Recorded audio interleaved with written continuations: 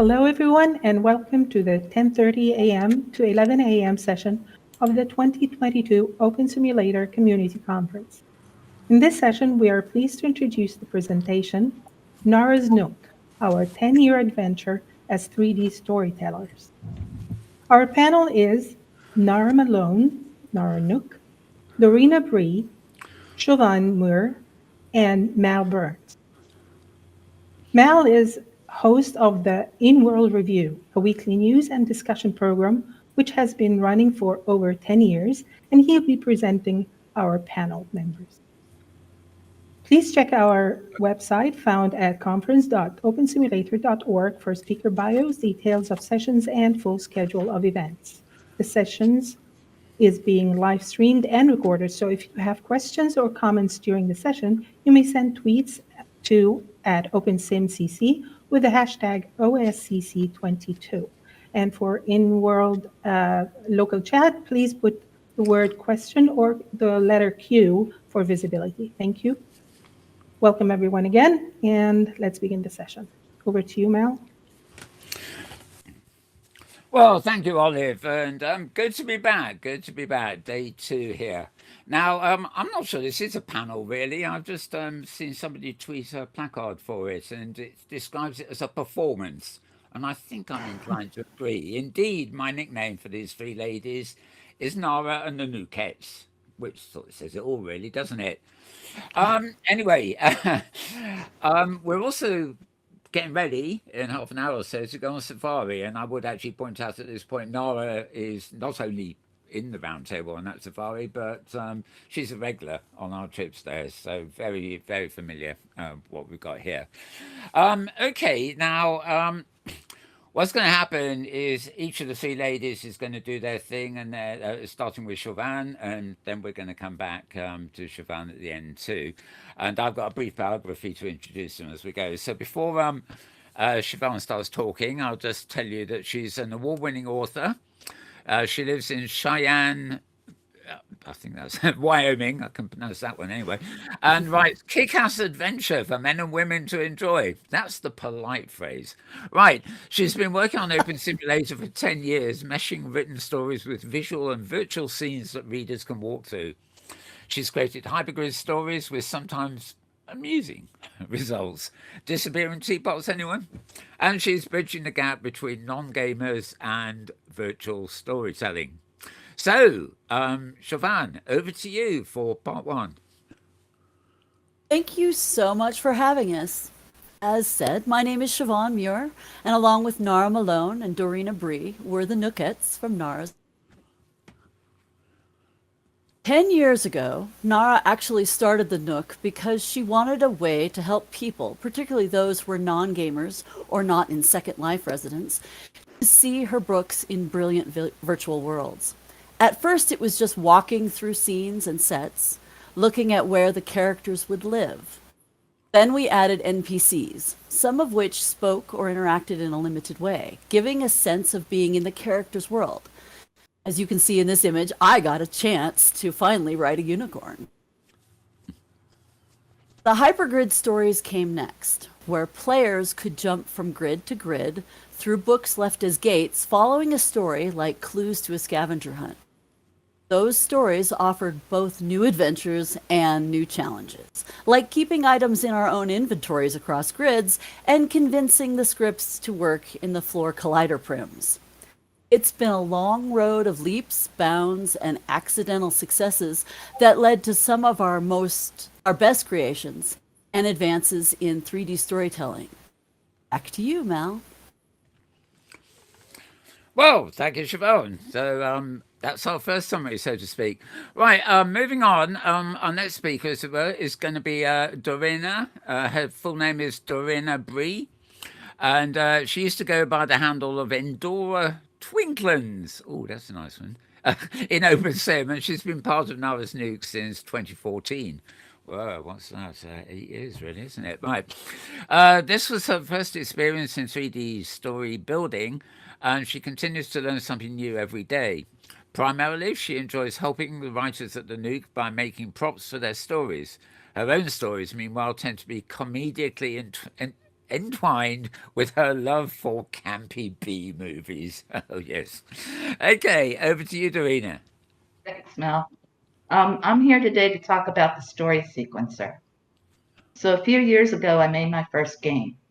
I constructed it first in OpenSimulator using the wonderful NPC story sequencer script. Then I filmed it and used those video clips to build my game. The story sequencer made the creation process infinitely easier. Here you see the content page of a prim. You just put in the NPC note cards along with the animations and your story card and script. You can click the prim to activate the story, make it activate on collision, or have another NPC activate it, and then your story reses and it begins.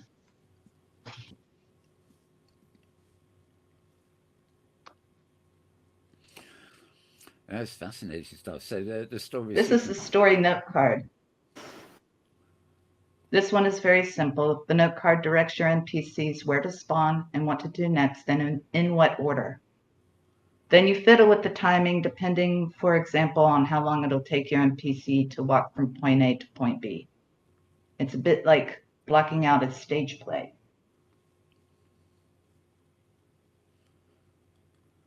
This slide shows the end scene of my game. There were 27 NPCs that were all spawned by another NPC. I used 3 sequencers in this particular scene due to a distance limitation. The story sequencer script is easy to use. It gives you fine control over your characters, what they'll do, and where they'll go. It is the only NPC controller that I know of that allows lengthy dialogue between characters in a story. I hope that you found this helpful. We have the tutorial boxes at Expo 3, booth 21. Now back to you, Mel. Wow, that's lovely, Dorena. I love that stuff, actually. I think way Thank back in you. Second Life when I think there was a TV program there and they were making a machinima and they had some kind of sequencing, a similar sort of thing. It was actual chaos, but I mean, the end result, of course, is great. Okay, so moving on, it's now the turn of Nara herself. So Nara Malone, to give her her full name, is an award-winning author, poet, and game writer. In addition, she is a pioneering virtual world explorer, environmentalist, and game developer. She loves pushing the boundaries of all that is creative or, wait for it, geeky. Over to you, Nara. Thank you, Mel. Hello, everyone. OpenSim creators too often let the idea of telling a story intimidate them. I'm here to say it might be easier and require fewer words than you think. This hero journey began life as a 174-word poem I wrote in 2009. It was recreated with 75 of those words in OpenSimulator as a 3D interactive learning demo in 2014, and then repurposed as a point-and-click adventure WebGL game in the summer of 2022, using about 100 of those words. This was the original hero's journey. This is what I wanted: a warrior, someone on my side, someone at my back through life's battles. I got you, teaching me to sow conflict, to beat plowshare into sword, to embrace its glittering blade as a woman embraces her lover, turning submission to power. This is what I wanted: a hero, someone to help me put out all the little fires that crop up around a life. I got you, teaching me arson, fueling flames that licked my skin, singed my ideals, consumed and scattered them across a sooty sky. This is what I wanted: a savior, someone to pull me up when life overwhelmed, someone to keep me afloat when I was too tired to go on.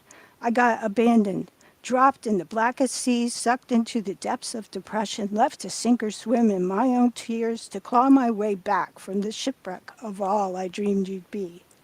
This is what I wanted: you to be my hero. I got the hero in me.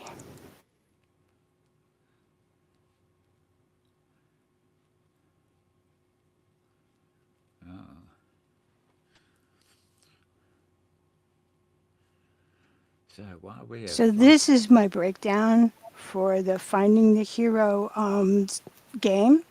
The princess one's an easy button. A magical someone that will make everything all better. We give her a knight, bright and shiny, on the outside, but he runs so slow he can't catch a drunk chicken with one wing tied behind its back. She gets herself past all the level 1 terrors on her own, but she still goes on about needing a savior in level 2. So we give her more fires, which should be showering our gang on the stage right now. You'll have to check out the princess charging along with fireballs bouncing off her helmet hair in the WebGL version. Anyway, we keep on upping the conflict.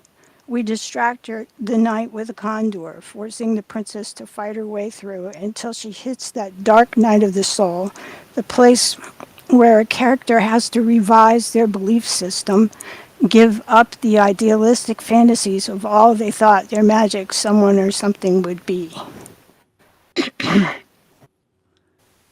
In that moment, they become their own hero and go forward to finish the quest.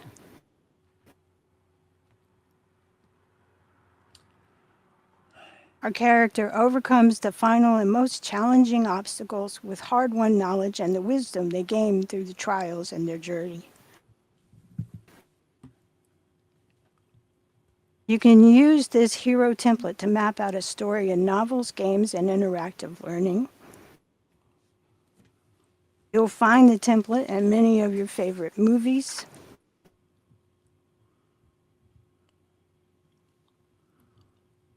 And you will live this journey as a creator, trying to overcome the obstacles between you and the production of that magical something you're dreaming up.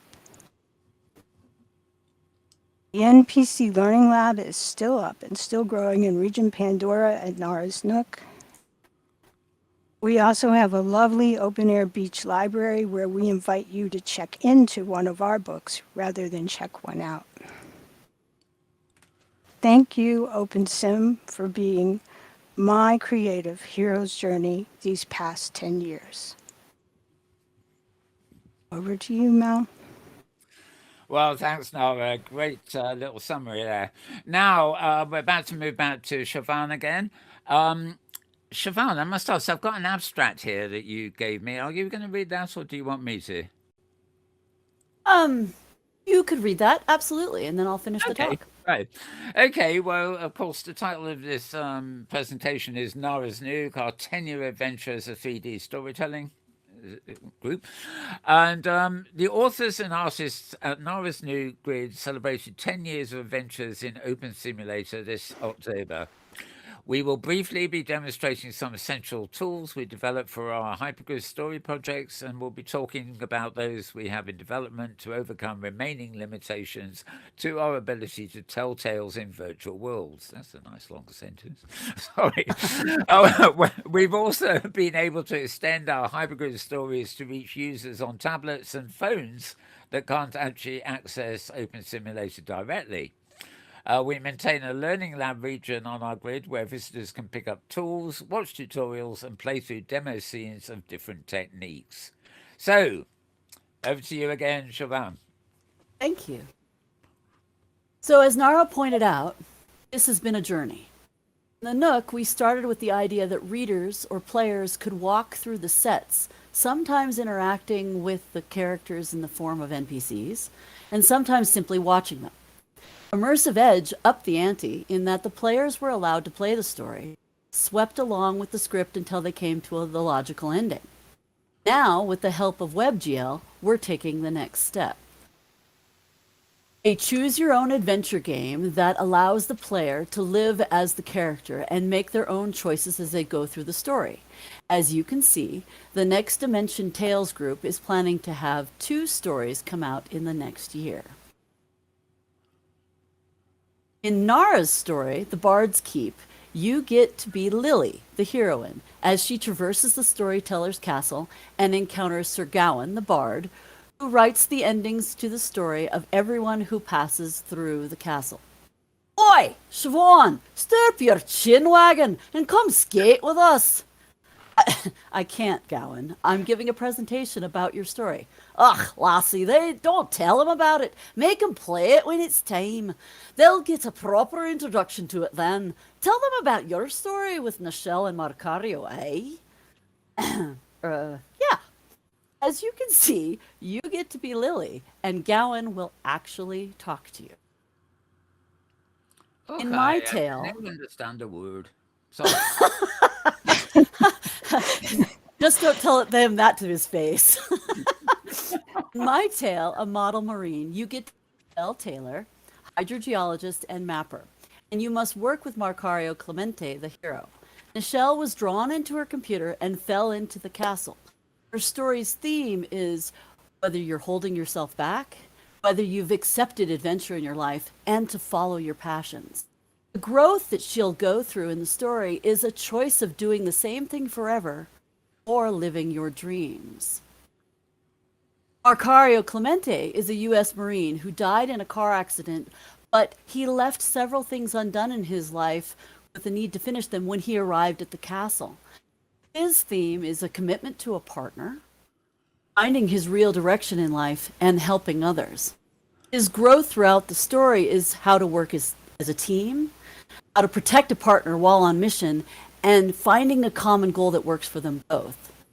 Our goal as virtual storytellers is to give each reader a chance to live our tales, to walk through the sets and speak to the other characters.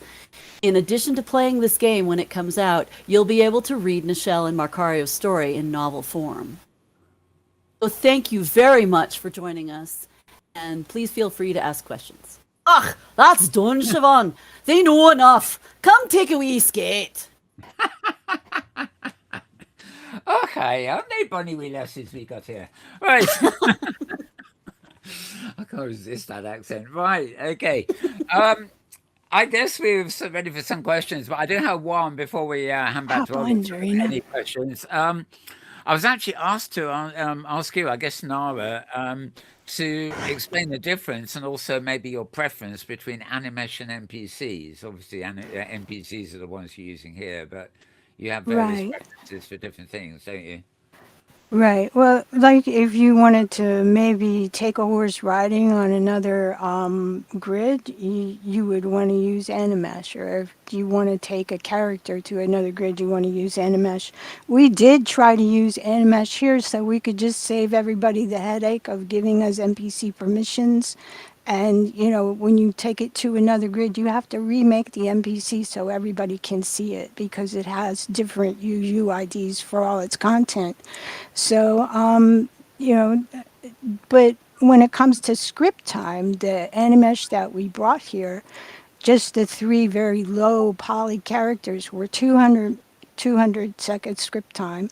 And, you know, when we put them, made them NPCs and set them on the PMAC, there was no script time to record. So it was just so fast, it wasn't even registering. So NPCs, especially if you want them to be really controlled in a precise location and really manage their interaction, they're the best thing. If you just have a single object sitting in a place running a couple animations, then Animesh is fine. Great. I see I there's love, another question yeah, I was about. just say, I love the way you can answer questions. Well, you look like you should be exhausting with all that dancing. Let me hand back to Olive. Let me hand back to Olive for some more questions. Oh, there is one. Yeah, there's one. Carry on. Yeah. There was a question from Lisa Laxton asking about the address. Is it still world.narasnook.com:890000? Yes, Yes, it that's is. correct. Yeah, you'll come up with a white screen instead of our splash screen because we removed all the Diva stuff and I haven't replaced it with anything, but that's the right address. Okay. And Ada Radius is asking, so no script time versus AV complexity in terms of resources? I'm not sure I understand the question. The Yeah. script and the AVI complexity.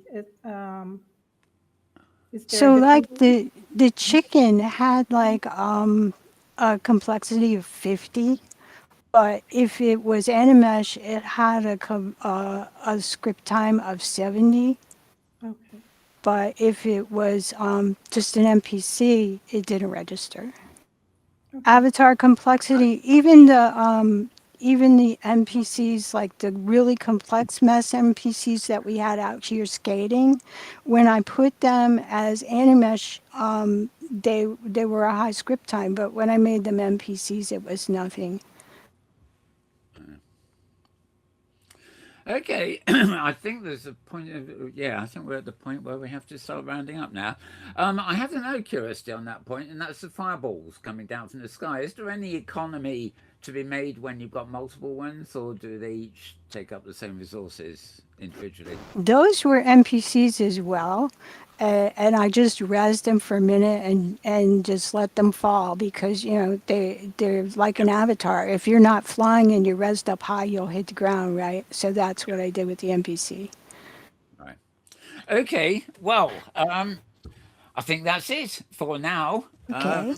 I'm sure you're going to Thank be on. you. I know one of you at least is going to be on Safari with us. I'm going to be on Safari, yeah. Yes, indeed. Right, Safari is actually the next thing we have, and for those watching on stream who aren't in world, we've actually got a little special 100-minute film we made for you to watch while the Safari's on. Meanwhile, thanks to the Nookettes, everybody. Blah blah, clap clap, and Thank you all. back For over having us. to Olive. Thank you. Thank you to the Trying to get storytellers off inside of the ice Malone skating and rink. Vincent L. As a reminder to our audience, you will want to check out conference.opensimulator.org to see what is coming up on the conference schedule. You won't want to miss our next session, which will begin at 11 a.m., and it's the Hypergrid Safari 4 region tour, the meeting point at Expo 2 region. The next session after the tour and the lunch break will be at 1 p.m. And it is Return of the Viewer Panel. Thank you, everybody, and thanks again to our panelists and to the audience.